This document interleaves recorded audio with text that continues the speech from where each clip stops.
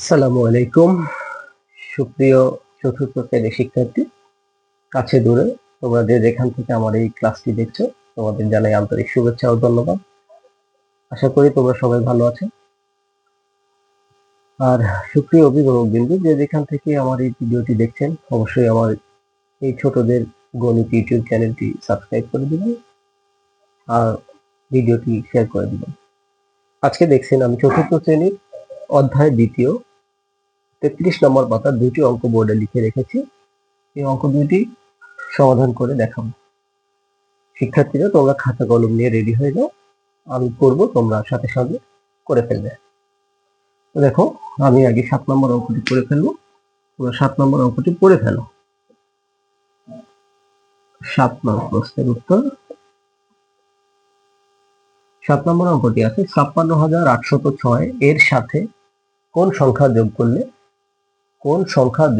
যোগফল 64,932 হবে। এই অঙ্কটি কিন্তু যোগফল বলা আছে, কোন সংখ্যা যোগ করলে যোগফল এত হবে। এটা কিন্তু একটু ব্যতিক্রম।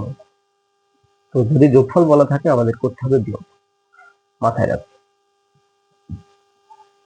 তাহলে আমরা কি করব, অঙ্ক দুটি বিয়োগ করে দিব। বিয়োগের বেলা আমরা অবশ্যই জানি যেটা বড় সংখ্যা সেটা উপরে যাবে, সুন্দর করে আমরা উঠিয়ে নিব।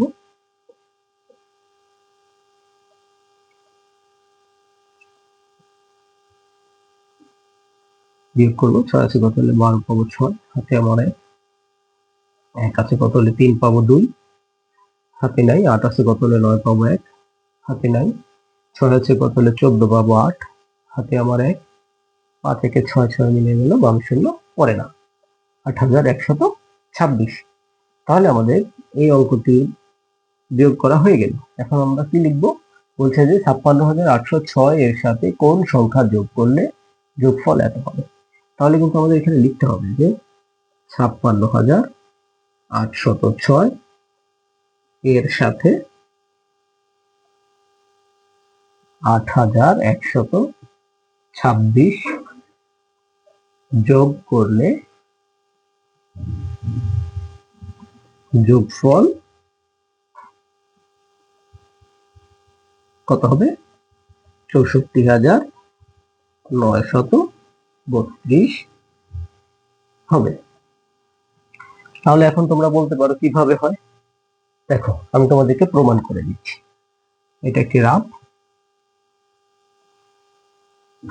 56,806, তার সঙ্গে আমি যোগ করব 8,126।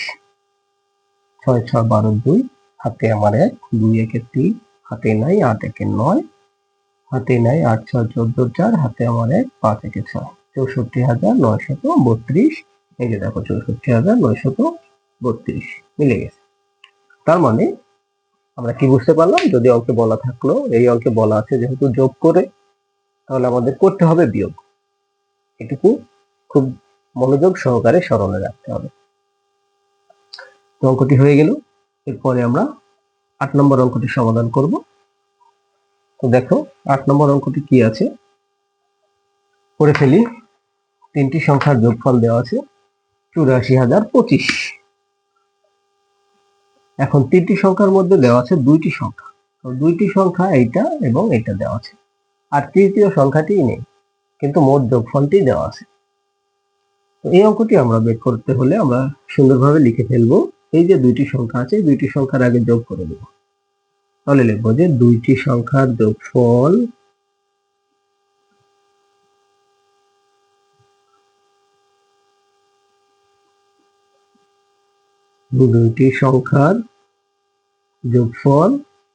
এই যে 12,450 যোগ 37,865।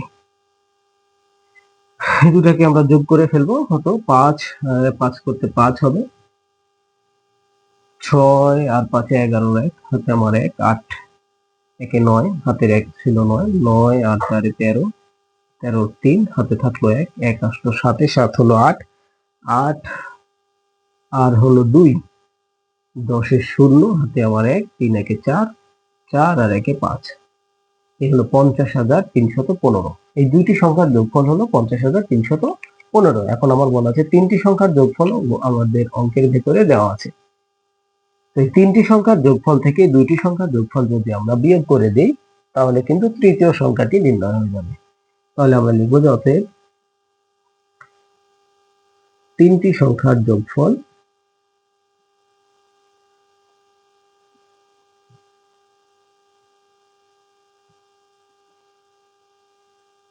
কত? 84,025 এবং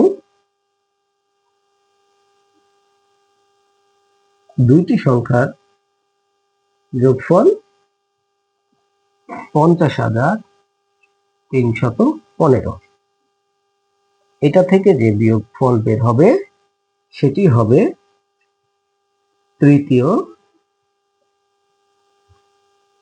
সংখ্যা। 5 5 মিলে গেল 0। 1 আছে কত হলে 2 পাবো 1। 3 আছে কত হলে 10 পাবো 7, হাতে আমার 1। 1 আছে কত হলে 4 পাবো 3, হাতে আমার নেই। 5 আছে কত হলে 8 পাবো 3। 33,710। তাহলে আমাদের কি লিখতে হবে? অতএব তৃতীয় সংখ্যাটি, আশা করি তোমরা সবাই বুঝতে পেরেছো। অঙ্কটি কিন্তু খুবই ইম্পর্টেন্ট, খুব মনোযোগ সহকারে করবে। তাহলে তৃতীয় সংখ্যাটি কত বের হলো? 33,710। তো এই দুইটি অঙ্ক কিন্তু খুবই ইম্পর্টেন্ট, তোমরা আরো বারবার প্র্যাকটিস করবে যেন ভুল হওয়ার সম্ভাবনা না থাকে। পরীক্ষায় আসলে একদম নিশ্চিন্তে তোমরা করতে পারো।